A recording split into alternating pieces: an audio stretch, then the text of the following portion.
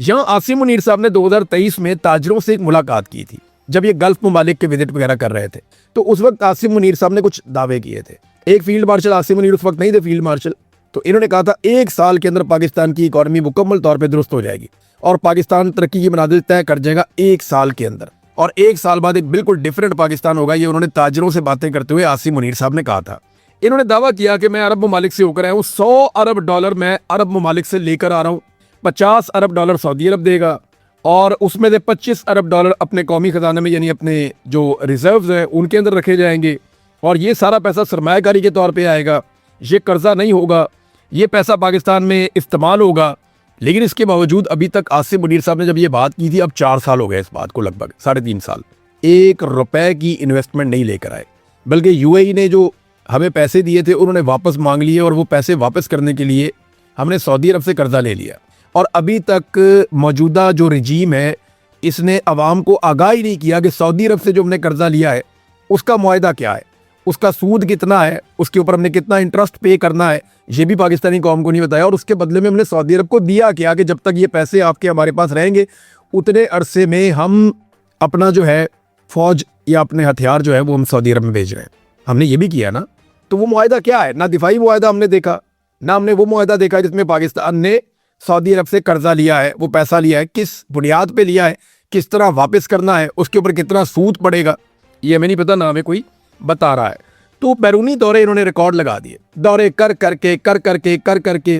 तो जब अमेरिका को ज़रूरत पड़ी तो अमेरिका के काम आते आते इन्होंने एक अच्छा काम कर दिया कि इस खित्ते के अंदर जो एक लड़ाई चल रही थी उसमें सुलह के लिए अपना किरदार अदा कर दिया। तो ये बड़ी अच्छी बात है, लेकिन इससे आम पाकिस्तानी को जो मिलना चाहिए था वो तो नहीं मिला। इन दौरों के नतीजे में इन्वेस्टमेंट आनी चाहिए थी। जितने दौरे इन्होंने आज़रबाईजान के करने थे, यानी बेशुमार दौरे, पूरे खानदान ने टब्बर सारा जाता है मुड़ आज़रबाईजान, और मुझे पता है क्यों जाते हैं। तो आज़रबाईजान के इन्होंने इतने दौरे किए, वहां से 2 अरब डॉलर आना था, अभी तक नहीं है। कहाँ है 2 अरब डॉलर जो इन्होंने आज़रबाईजान से लेकर आना था? मेरे ख्याल में इतना पैसा तो इन्होंने वहां जा के खर्च कर देना है। पाकिस्तान तहरीक इंसाफ के तमाम समझदार लोग पाकिस्तान तहरीक इंसाफ की क़यादत को ये कह रहे हैं कि शहबाज शरीफ की ऑफ़र को पकड़ लें, और शहबाज शरीफ ने जो एक डींग मार दी है या शहबाज शरीफ साहब ने जो बात कर दी है उनकी बात को पकड़ लें और अब इनको भागने मत दें। इन्हें कहें कि इंक्वायरी करवाएं, 2018 के इंतखाबात की भी और 2024 के इंतखाबात की भी। इनका कोई कंपैरिजन ही नहीं है। पूरी दुनिया ये जानती है, तमाम रिपोर्टें इसके बारे में ये कह चुकी हैं कि 2024 में जो हुआ पाकिस्तान के अंदर इंतखाबात के साथ, वो इससे पहले तारीख में कभी नहीं हुआ। जो इस मरतबा मिलिट्री जर्नल्स ने किया और फॉर्म 47 जारी किए, इलेक्शन कमीशन को साथ मिला के, काजी फायज़ ईसा को साथ मिला के, 2 पॉलिटिकल पार्टीज़ को साथ मिला के, ऐसा पाकिस्तान की तारीख में कभी नहीं हुआ। प्री पोल रिगिंग की भी ऐसी एग्जांपल्स कभी नहीं मिलती, और इलेक्शन को डकैती के ज़रिए से रात गए चोरी करने की भी ऐसी एग्जांपल्स कहीं नहीं मिलती। तो फौरी तौर पे बार बार प्रेस कॉन्फ्रेंस करें, पाकिस्तान तहरीक इंसाफ इसको असेंबली के फ्लोर पे कहे, हर जगह पे कहे, शहबाज शरीफ जहाँ नज़र आए या उनके वज़रा नज़र आए उन्हें कहे जी आप शफाफ तहकीकात करवाएं, आपने ये खुद ऑफ़र की है कि इलेक्शन दोनों खोल देते हैं, तो आइए इसको खोलिए और इसके ऊपर बात कीजिए, इसके ऊपर रोला डाल के रखें। क्योंकि शहबाज शरीफ ने एक रिकॉर्ड सीधा करने की कोशिश की है कि जनाब मैंने तो आपको ऑफ़र किया था कि आप तहकीकात करवा लें, लेकिन आप भाग गए। तो अब शहबाज शरीफ को आप भागने ना दें, बल्कि उन्हें आप कहें कि आइए और ये तहकीकात फौरी तौर पे गैर जानिबदाराना और शफाफ तहकीकात शुरू करवाएं। नाज़रीन, एक स्टेटमेंट जावेद हाशमी साहब ने दिया, क्योंकि मैंने एक दिन पहले ये ख्वाहिश का इजहार किया था कि मैं उनका इंतज़ार कर रहा हूँ कि वो कब स्टेटमेंट देते हैं। तो उन्होंने मारंग बलोच के हवाले से एक स्टेटमेंट दिया है, तो पहले मैं आपको स्टेटमेंट उनका पढ़ के ज़रूर सुनाऊँगा। उन्होंने कहा जी, मारंग बलोच को उम्र कैद की सज़ा हो जाना पाकिस्तान के साथ गद्दारी है, जैसे शेख मुजीब को अगरतला साजिश केस में सज़ा देना इस मुल्क के साथ गद्दारी थी। अयूब खान से लेकर आसिम मुनीर तक सब जर्नैलों ने पाकिस्तान में अलहदगी पसंदों को फ़रोग़ दिया है। गद्दार मारंग बलोच नहीं है, गद्दार तुम हो। एक आर्मी चीफ दुनिया के स्टेज पर हमारे मुल्क के वज़ीर आज़म की आईनी हैसियत को सानवी कर रहा है, यानी वो आगे आगे जा रहा है और वज़ीर आज़म पीछे पीछे जा रहा है। जो पहले ही गैर आईनी वज़ीर आज़म है, यानी वज़ीर आज़म तो पहले भी गैर आनी है, तो आर्मी चीफ उसको अब जो है उससे आगे आगे चल रहा है और उसकी हैसियत को सानवी कर रहा है। इसकी आईनी सज़ा आसिम मुनीर को ही भुगतनी पड़ेगी। ये नाज़रीन जावेद हाशमी साहब का 2 हवालों से ट्वीट है। एक तो मारंग बलोच के साथ जो ज़्यादती हुई, तारीखी हवाला भी उन्होंने दिया, और दूसरा उन्होंने कहा कि जो आसिम मुनीर इस वक्त पाकिस्तान में जमहूरियत के साथ कर रहे हैं और वो डिप्लोमेसी का काम कर रहे हैं, जो उनके हलफ से मुतसादिम है, वो ये काम कर नहीं सकते। आर्मी चीफ की हैसियत से वो एक सरकारी सर्वेंट हैं और उन्होंने अपना काम करना है, तो यहाँ पे भी उन्हें सज़ा भुगतनी पड़ेगी। ये जावेद हाशमी साहब ने स्टेटमेंट दिया है। नाज़रीन, अहमद फरहाद साहब और रज़ी ताहिर साहब ये दोनों गिरफ्तार कर लिए गए हैं और इन दोनों को कश्मीर के हवाले से जो इन्होंने गैर जानिबदाराना रिपोर्टिंग की और हक़ाइक़ सामने लेकर आए और जो कुछ भी ईरान जंग के दौरान ये रिपोर्ट करते रहे, खुलकर अपना मौक़िफ़ देते रहे, सिविलियन सुपरमेसी के लिए और इदारों की मुदाखलत के ख़िलाफ़ भी ये बात करते रहे, इंसानी हुकूक़ के लिए इन्होंने आवाज़ उठाई, जुल्म और जबर के ख़िलाफ़ इन्होंने बात की। अब इस बात की सज़ा दी जा रही है इन सहाफ़ियों को। पूरी दुनिया में सहाफ़ी यही काम करते हैं कि वो जुल्म को जुल्म कहते हैं, जुर्म को जुर्म कहते हैं, फस्तायत को रोकने की कोशिश करते हैं और मज़लूम के साथ खड़े होते हैं। पाकिस्तान में जब ये सहाफ़ी ये करने की कोशिश करते हैं तो ख़ुद मज़लूम बना दिए जाते हैं। रज़ी ताहिर साहब ये ज़बरदस्त काम कर रहे थे, इनको अरेस्ट कर लिया गया और ज़्यादती करके अरेस्ट किया गया, कोई कानूनी जवाज़ नहीं था। इसी तरह अहमद फरहाद साहब हैं, उनको भी गिरफ़्तार किया गया और उनको 3 MPO के तहत पहले पता चला, अब इतलात आती रहती हैं, चेंज होती रहती हैं, सिस्टम कुछ बताता ही नहीं है, लेकिन ये बड़ी सख्त ज़्यादती है, इनको फौरी तौर पर रिहा करना चाहिए और आप सब इनके हक़ में आवाज़ उठाएं, ज़ोरदार तरीके से आवाज़ उठाएं। कश्मीर से मुझे एक इन्फॉर्मेशन मिली है, कुछ लोग जो एस्टेब्लिशमेंट के लोगों से बातचीत कर रहे थे, उन्हें जो एस्टेब्लिशमेंट है उसने एक पैगाम दिया है और बड़े वाज़ेह अंदाज में कहा कि 4 लोगों को तो हम नहीं छोड़ेंगे, जहाँ हमें मिलेंगे हम इनको मारेंगे। एक के ऊपर कातिलाना हमला पहले हुआ है, उसे मारने की कोशिश की गई लेकिन वो बच गया, उमर नज़ीर कश्मीरी।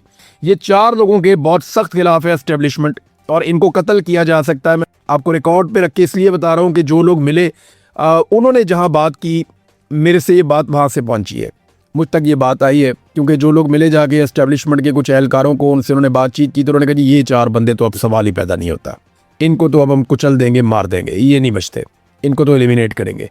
तो वो जो 4 बंदे हैं उनमें ईमान कश्मीरी हैं, शौकत नवाज़ मीर है, उमर नज़ीर है और मेहरान ख्वाजा है। इन 4 लोगों की जान खतरे में है। कश्मीरियों को देखना पड़ेगा कि उनके ये बेटे उनके लिए आवाज़ उठा रहे थे। ना इन्होंने MNA बनना है, ना कोई इन्होंने मिनिस्ट्रियाँ लेनी है, ना इन बेचारों ने कोई बहुत बड़े बड़े कारोबार करने हैं, ना इनमें से कोई वज़ीर-ए-आज़म का उम्मीदवार है, ना इनमें कोई सदर का उम्मीदवार है। ये बेचारे दुकानदार टाइप लोग हैं, किसी की बेकरी है, किसी की किताबों की दुकान है, कोई छोटा मोटा और कारोबार करता है। ये तो कश्मीरियों के हुकूक़ के लिए खड़े हुए थे। अब कश्मीरियों को देखना है कि वो अपने इन बच्चों की हिफाजत कैसे करते हैं। बहरहाल कश्मीरी बड़ी तादाद में खड़े, बार बार वो एहतजाज भी करते हैं। ओवरसीज़ कश्मीरी भी बहुत बड़े पैमाने पर एहतजाज करते हैं। पाकिस्तान तहरीक इंसाफ को वहाँ पे बल्ले का निशान मिला, हाई कोर्ट से मिला, लेकिन तहरीक इंसाफ के लोग इसको शक की नज़र से भी देख रहे हैं। वो ये कह रहे हैं कि पाकिस्तान तहरीक इंसाफ को बल्ले का निशान देने का मतलब ये है कि एक सबसे फेवरेट पॉलिटिकल पार्टी को फौरी तौर पे इलेक्शन में मुतहरिक कर दिया जाए, ताकि लोगों की तवज्जो हट जाए एहतजाज से और लोग इलेक्शन की तरफ तवज्जो दें कि जनाब इलेक्शन में इन मसाइल का हल है। और लोग ये भी जानते हैं और इसके ऊपर बार बार तबसरा कर रहे हैं कि PTI को एन टाइम पे धोखा मिलेगा। एन टाइम पे पाकिस्तान तहरीक इंसाफ को धोखा करके इस खेल से या तो बाहर कर दिया जाएगा या फिर पाकिस्तान तहरीक इंसाफ को किसी सूरत भी हुकूमत नहीं बनाने दी जाएगी। और ये 12 नशिस्तें जो हैं इनके ऊपर तो अपने बंदे लेकर आने हैं, 12 के 12 बंदे मिलिट्री एस्टेब्लिशमेंट अपने लेकर आएगी और चंद बंदे उन्हें आज़ाद कश्मीर से चाहिए होंगे जिनको वो जितवा लेंगे, 2-4 वो आज़ाद जितवा लेंगे और एक मतंजन सा बना के या उन आज़ाद जीतने वालों को वो IPP में या किसी भी जमात में शामिल करवा के बड़े आराम से एस्टेब्लिशमेंट आज़ाद कश्मीर में अपनी हुकूमत बनाने की कोशिश करेगी। तो ये एक ट्रैप समझा जा रहा है और लोग इसके ऊपर बात भी कर रहे हैं कि इस ट्रैप में नहीं आना चाहिए। अब होना क्या चाहिए, देखें आइडियल सिचुएशन तो ये है कि वहाँ पे फेयर एंड फ्री इलेक्शन हो, एक नई हुकूमत बने और वो फौरी तौर पे आइन में तरमीम करके इन सीटों का फैसला करे। लेकिन अब होता क्या है, क्योंकि फजलुर रहमान साहब भी अब मुज़ाकरात के अंदर पड़ गए हैं, महमूद अचकज़ई साहब भी पड़ गए हैं, कुछ लोग जो हैं वो कश्मीर में पहुँचे हैं, उन्होंने मुज़ाकरात किए, बातचीत की है कश्मीरी रहनुमाओं से। तो अभी बातचीत आगे बढ़ेगी तो हमें समझ आएगी। बहरहाल ओवरसीज़ पाकिस्तानियों से मेरी बात हुई, मुलाकात भी हुई, वो काफ़ी गुस्से में है और उनका एक ही शिकवा है कि यार हम कोई गद्दार हैं, हम कोई मुल्क के दुश्मन हैं, यार हम पाकिस्तान से हम लोग प्यार करते हैं, आप हमारे पासपोर्ट चेक कर लें, आप हमारी हर चीज़ देख लें उठाकर, हमने पाकिस्तान से कभी नफ़रत नहीं की, हमने पाकिस्तान से या पाकिस्तान के इदारों से कभी नफ़रत नहीं की, हम तो हमेशा इनको प्यार करते रहे, सल्यूट करते रहे। लेकिन आज अगर हमने अपना हक मांग लिया तो इन्होंने हमें गद्दार करार दे दिया। यही हुआ था बंगालियों के साथ, यही हुआ था महाजरों के साथ, यही हुआ बलोचों के साथ, फिर यही हुआ कबायलियों के साथ, यही हुआ पश्तूनों के साथ और आज यही हो रहा है कश्मीरियों के साथ। पंजाब में भी जो आवाज़ उठाता है उसको गद्दार डिक्लेयर कर दिया जाता है। यहाँ पाकिस्तान से बाहर बहुत सारे लोग बैठे हैं, उनको 100-100 साल की सज़ाएँ सुना दी पकड़ के, वो पाकिस्तान में थे भी नहीं, उन्होंने कोई जुर्म भी नहीं किया, उनको भी सज़ाएँ सुना दी गई हैं।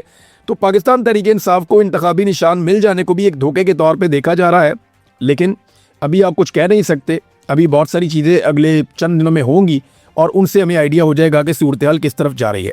एक और नादरीन खबर है, इमरान खान साहब की बहनों से एक सवाल पूछवाया गया कि जनाब दुनिया भर में आसिम मुनीर का शुक्रिया अदा किया जा रहा है, पाकिस्तान का शुक्रिया, पाकिस्तान के ट्रेंड चल रहे हैं, तो आप इसके बारे में क्या कहती हैं?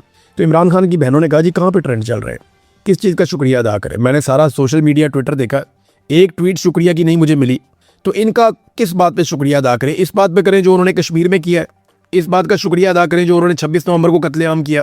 जो जुल्म ये इमरान खान पर कर रहे हैं इनका कभी कोई शुक्रिया अदा नहीं करेगा। लोग बद्दुआएं दे रहे हैं। हम ख़वातीन के साथ यहाँ अडियाला के बाहर होता हुआ जुल्म देख रहे हैं जो हमारे साथ होता है, पूरे पाकिस्तान ने देखा है। हम इस बात पर शुक्रिया अदा करें इनका। अपने मोहल्ले में आप आवाम की मारपीट करें और बाहर जाकर सुलह सफाई करवाएं, इस पर शुक्रिया कोई नहीं करता। ये इमरान खान की बहनों ने टका कर जवाब दिया जब सवाल उनसे पूछा गया। देखिए, कौम शुक्रिया तब अदा करेगी जब कौम को कुछ मिलेगा। नंबर एक, सबसे पहले कौम को उनका हक मिले कि वो जो फैसला करें उस फैसले के मुताबिक मुल्क चलना चाहिए। पहला हक तो ये है। दूसरा, जो लोग मुल्क चला रहे हों वो इस नीयत के साथ चलाएं कि कौम आगे बढ़े, तरक्याती मंसूबे लगें, तरक्याती बजट ज़्यादा हो, लोगों की तनख्वाहों में इजाफा हो, लोगों की आमदन बढ़े, महंगाई कम हो, गुर्बत कम हो, बेरोज़गारी कम हो, बाहर से सरमायाकारी, ये सारी चीज़ें आप करेंगे तो लोग आपका शुक्रिया भी अदा कर सकते हैं। लेकिन उसके लिए आपको लेजिटिमेट गवर्नमेंट होना चाहिए। अगर आपकी हुकूमत ही जाली है तो आप जितने मर्जी अच्छे काम करें, जैसे हसीना वाजिद थी, उसकी जाली हुकूमत थी, वो बहुत अच्छे काम करती थी, लोगों ने उठा के बाहर फेंक दिया।